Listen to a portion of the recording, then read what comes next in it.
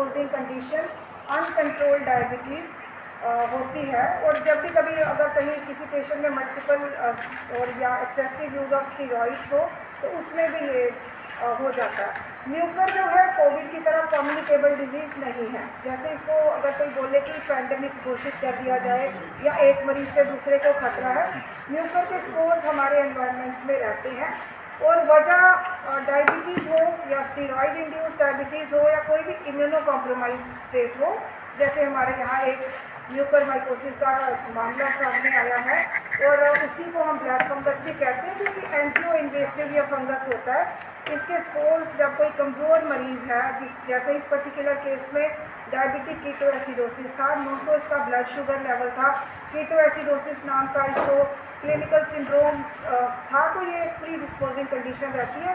कोई भी fungal infection particularly Mucor के स्पोर्स आँख के कंजंक्टिवा में या नाक के ज़रिए म्यूकोला में या ईएनटी इवन मुकान के ज़रिए ये जर्मिनेट करना शुरू कर देते हैं, स्पोर्स और एंजियो इन्वेजन तक करते हैं, जिसका मतलब कि ब्लड वेसल्स को भी इन्वेड करते हैं। जब ये स्पोर्स जर्मिनेट होते हैं तो इनके हाइफी आँखों में, साइनसेस में या फेस की बोन्स को या ब्रेन के अंदर चले जाते हैं। इससे लड़ने के लिए किस तरह के इंतजाम आपकी तरफ से फिलहाल किए जा रहे हैं? ये हमेशा से हमारे डॉक्टर एनकाउंटर कर रहे थे। ऐसी ये कोई ऐसा नहीं है कि पहली बार हुआ है। मल्टीपल प्री डिस्पोजिंग फैक्टर्स रहते हैं। कोई कैंसर ट्रीटमेंट पे है या कोई लंबा स्टीरॉइड किसी वजह से खा रहा है, तो उसमें ये इसमें होता है कि अंडरलाइन डिजीज़ को कंट्रोल करना चाहिए। सबसे पहले क्या वजह है कि पेशेंट इतना इम्यूनो कॉम्प्रोमाइज है।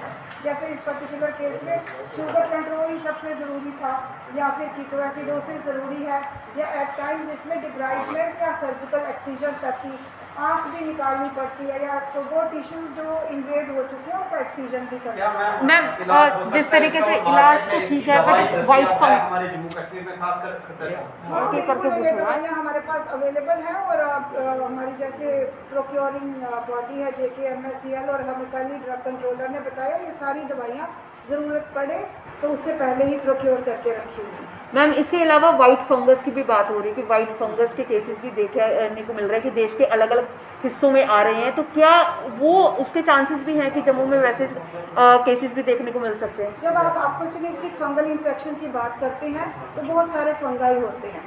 म्यूकर ब्लैक फंगस अगर बोलते हैं तो ऐसे ही एस्परजिलस नाम का फंगस है, ऐसी परसीलियम नाम का फंगस है, ऐसे ही कैंडिडियासिस हो सकता है। तो बहुत सारे फंगल इन्फेक्शंस हैं। इसमें एक मैसेज सिर्फ ये जाना चाहिए जनता को कि ये फंगस एक मरीज से दूसरे में नहीं फैलता, कोई घबराने की बात नहीं है। ऐसे मरीजों को हमें आइसोलेट करने की ज़रूरत नहीं है।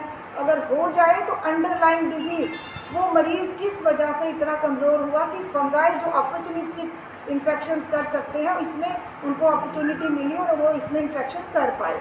तो इसमें शुगर कंट्रोल, अंडरलाइन डिजीज़ का ट्रीटमेंट, यही सारी चीज़ें किस एज के लोगों के लिए खासकर ध्यान रखने की ज़रूरत है? क्योंकि हमने जैसे आपने जो भी बीमारियों के नाम लिए हैं पर्टिकुलर हर किसी एज के ग्रुप में हो सकती है, पर खासकर किस एज के ग्रुप के लोगों को खासकर ध्यान रखने की ज़रूरत रहेगी? Generally speaking immuno compromise states किसी भी एज में हो सकती है। एक्सट्रीम्स ऑफ एजेस में जैसे बड़े छोटे बच्चे या बहुत बूढ़े लोग इम्यूनो कॉम्प्रोमाइज होते हैं, या किसी ने किसी वजह से ज़्यादा दवाइयाँ खाई, या एंटी कैंसर ट्रीटमेंट है, या रेडिएशन चल रही है, या फिर कोई ऑर्गन ट्रांसप्लांट का केस है। तो बड़ी सारी वजहें हैं जिनको हम इम्यूनो कॉम्प्रोमाइज स्टेट्स कहते हैं। तो अगर ये यंग डायबिटिक भी थे तो भी इनमें हो गया, क्योंकि इनमें डायबिटीज़ अनकंट्रोल्ड थी।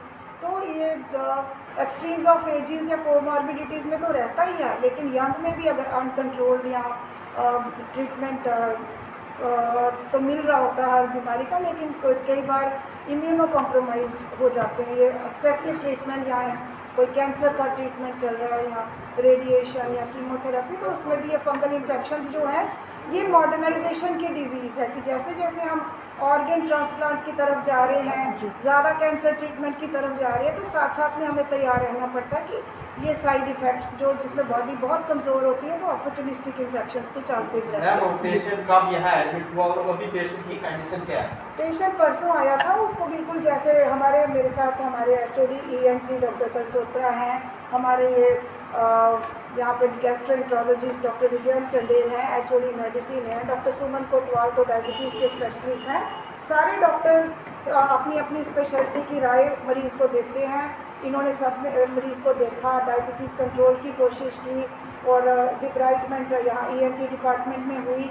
तो जैसे मरीज़ होता है, GMC जम्मू एक बड़ी कोऑर्डिनेटेड टीम है, ये अपनी अपनी एक्सपर्ट जो राय यहाँ देती है मरीज़ के वेलफेयर में और उसको ठीक से मैनेज करते हैं। तो ये भी जानने की कोशिश करेंगे कि जिस तरीके से आपने कहा कि आपके पास एक वेल एक्सपर्ट टीम है, बट क्या इसके लिए कुछ जो फंगस केसेस अब सामने आने लगे हैं, जैसे पहला केस आ चुका है, तो उसके लिए क्या अलग तरीके की एक टीम आपकी तरफ से बनाई जाएगी जो लोगों को मदद करे?